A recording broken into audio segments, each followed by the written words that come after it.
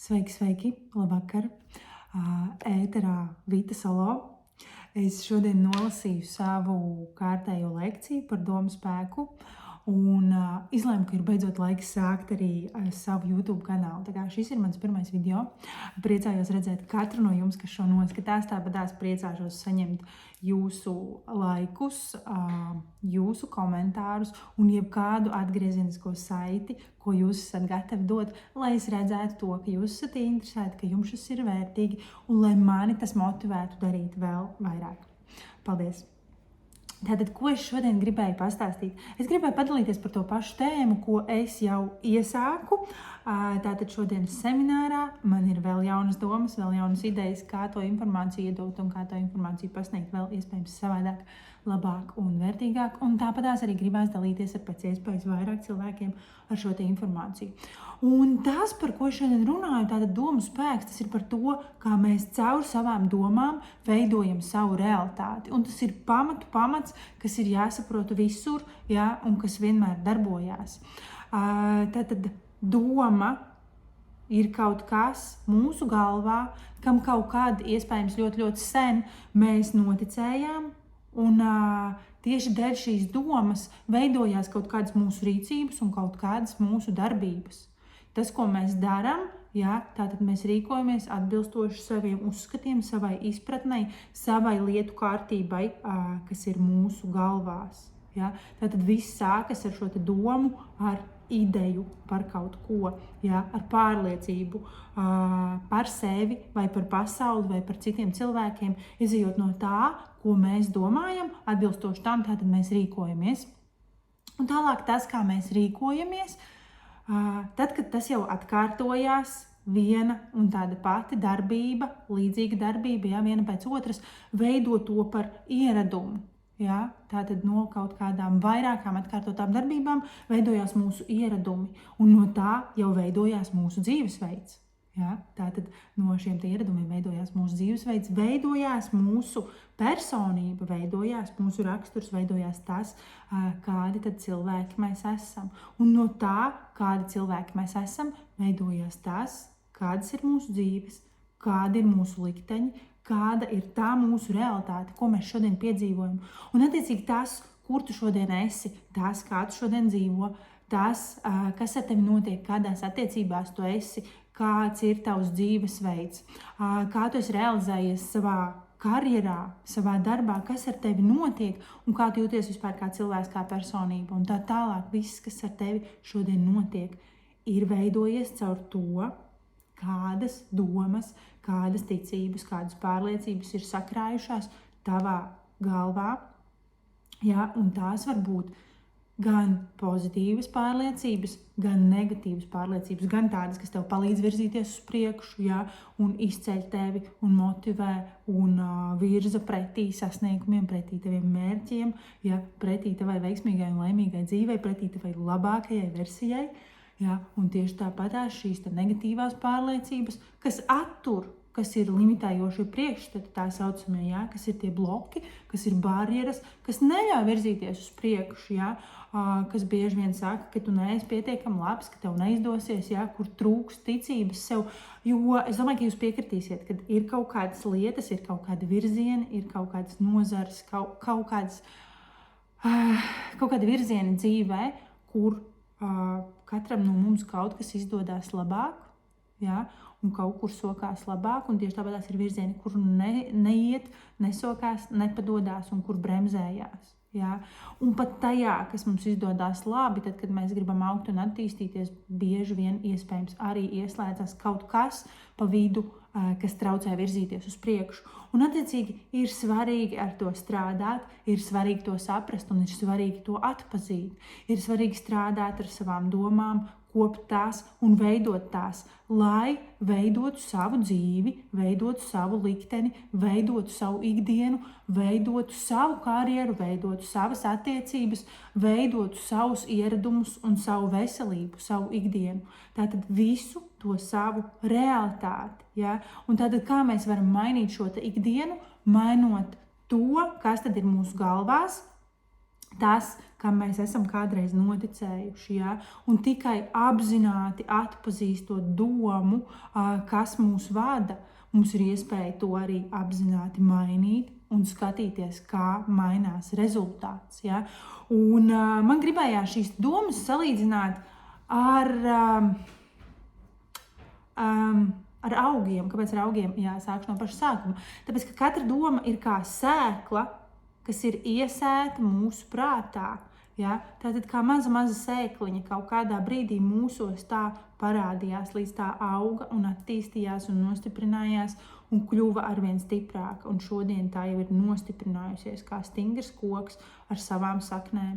Un tos zarus mēs redzam mūsu dzīvēs, ja? Visu to pārējo. Tātad tā ir tā mūsu realitāte, bet tās saknes ir mūsos, kas ir kādreiz kaut kur izveidojušās. Ja? Un tāpēc kaut kādā ziņā man šo te mūsu prātu gribējās salīdzināt ar dārzu, ko mēs varam kopt, par ko mēs varam rūpēties, ko mēs varam laistīt, lai tajā augtu ziedi, jeb šīs te pozitīvās domas un pārliecības, kas palīdz virzīties uz priekšu, ja? Un kur mēs varam arī ravēt ārā nezāles. Ja? Tātad nezāles ir visas šīs te negatīvās pārliecības, iekšēja paškritika, bailes, šaubas un viss tas negatīvais, kas attur no virzības uz priekšu. Ja? Tāpēc šis mūsu prāts ir jākopj tāpat kā dārzs, izravējot nezāles un aplaistot un aprūpējot šos te skaistos ziedus, kuri mums palīdzēs uzplaukt arī mūsu dzīvēs. Un jo vairāk mēs uzplaukstam, jo vairāk mēs atveramies, jo pozitīvāk mēs domājam un labāk jūtamies ar to, kam mēs ticam, kas mēs esam, ja? Jo veiksmīgāk veidojās mūsu dzīves. Un tātad vēlreiz, kā tad to darīt, kā kopt savu prāta dārzu, kā veidot savas domas un kā veidot savas dzīves. Ja? Tātad tiešām pirmais solis ir sākt ar to, ka es atpazīstu un pamanu to, kas notiek manā prātā. Es atpazīstu un pamanu tās domas, kas ienāk manī. Ja? Un gan vienas, gan otras, gan pozitīvās, gan negatīvās, jo ir abas. Nekad nav tā, ka ir tikai viens vai tikai otrs. Tāpat kā baterijai, lai viņi darbotos, viņai vajag gan plusiņu, gan mīnusiņu. Ja? Tāpat tās kā dabā ir iekārtots, ir gan diena, gan nakts. Un visam ir sava vieta un viss ir vajadzīgs un tas viss darbojās kopsumā. Ja?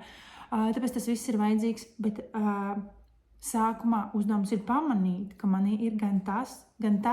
Un bieži vien tas, ko mēs darām, mēs fokusējamies tieši uz to negatīvo, pamanot trūkumus, pamanot neveiksmes, pievēršot uzmanību kritikai, ja, pievēršot uzmanību kļūdām un šiem te blokiem. Ja. Bet mēs varam fokusēties uz to, lai ieraudzītu arī labo, pozitīvo, veiksmīgo, savus sasniegumus, savus talantus, savas stiprās puses un visu, kas ir nepieciešams, lai virzītos tālāk. Ja? Bet bieži vien, kas notiek automātiski pirmais, kas nostrādā cilvēka prātā, ir tā negatīvā puse. Tas vienkārši automātiski notiek, šīs automātiskās domas. Ja? Un tāpēc mūsu uzdevums ir fokusēties un koncentrēties apzināti, uzdot sev jautājumu. Ja? Kā es varu pamanīt to labo? Kas ir tas labais, kas ir manī? Ja? Kas ir manas stiprās puses? Kas ir manas vērtības? Ja? Kas vispār šodien ir labs noticis? Kādas labas domas ir manā prātā? Kur man ir? Ja? Tātad sākt fokusēties uz to, lai pamanītu labo. Sevi, citos cilvēkos, savā pieredzē, savā jau noietajā ceļā, ja, savos kaut kādos nākotnes mērķos, ja, savos ikdienas ieradumos, savās domās, pamanīt, ka manī ir arī šīs labās domas, un pamanīt tās arvien biežāk, pamanīt tās, lai tās pastiprinātu, lai to kļūtu arvien vairāk, fokusēties. Pirmais, visvienkāršākais uzdevums, ko var izmantot, tās ir pateicības. Tiešām vienkārši katru vakaru rakstot pateicības, vienalga rītu vakaru, vienalga, kurš laiks tev liekas produktīvāks pusdienlaikā, vienalga, bet uzrakstīt pateicības par to, kas labs šodien ir noticis, kas šodien ir izdevies, kas šodien ir iepriecinājis, vienkārši, lai mainītu un trenētu savu uzmanības fokusu uz šo te pozitīvo domāšanu. Un tas ir tas pirmais, ko es gribu jums iedot šodien pavisam vienkārši.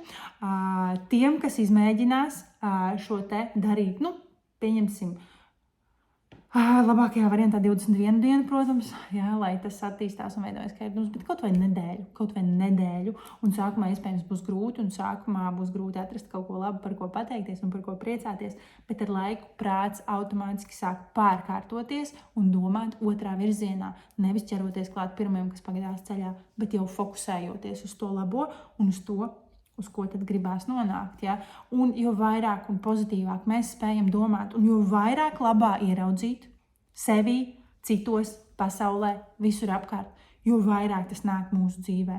Mūsu dzīvē vairojās tas, ko mēs jau redzam, nāk vēl un vēl un vēl. Un tas ir mūsu uzdevums un mūsu atbildība. Ar to strādāt, to trenēt un to apzināti vairot savā dzīvē. Viss, uz ko mēs fokusējamies, papildinās, aug un vairojās. Tāpēc pamēģiniet, rakstīt šīs pateicības, pieņemsim 7 dienas, un pēc tam padalieties ar mani, kā jums gāja, kas iedarbojās. Varbūt kāds to jau dara, droši padalieties, kā tas ir mainījis jūsu dzīves, kā tas palīdz justies labāk un ieraudzīt vairāk labā sevī, citos, apkārtējā pasaulē, un kā tas pavairo to labo, kas jau ir jūsos un jums apkārt. Tā kā dalieties, darbojieties, un lai jums viss izdodās, lai jūsu domas ir gaišas, skaistas, un lai tās atnes daudz jaunu iespēju un daudz laba jūsu dzīvēs.